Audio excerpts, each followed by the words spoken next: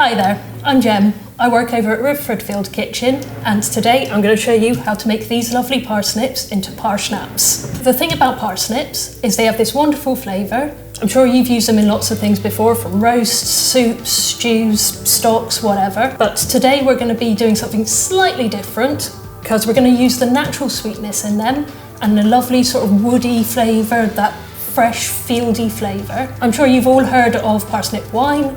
Instead, we're going to be making parschnapps. So it's going to be really simple. We're going to bring out their natural sweetness. This recipe is fantastic to use all your leftover parsnips with. We're getting to the end of the season with them, so they're getting a bit sad. You've done too much of it. Maybe you've gone a bit floppy in the back of the fridge. So we're going to do this recipe because it doesn't matter about the quality of the parsnips, because all the flavour is going to be extracted. So this is really simple to do. So all you need is maybe about three good sized parsnips, 2 large ones. You don't need to peel them, it's really simple. All you've got to do is give them a quick wash, and we want to chop off these nasty ends. So anywhere that is looking a bit sad, just take off the ends.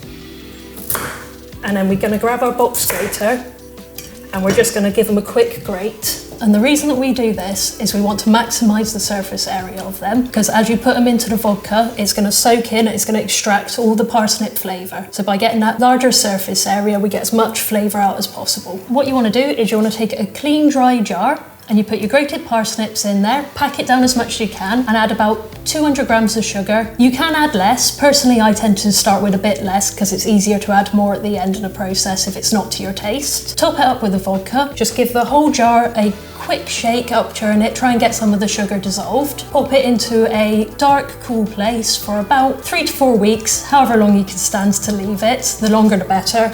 Personally, I'm about 3 weeks. And whenever you think about it, just come back to your jar and give it another little shake to dissolve the sugar. After about 3 to 4 weeks, it's going to take on the colour of the parsnips, and it's going to take on a nice, deep golden colour. And what you do is you just strain it through some muslin, bottle it.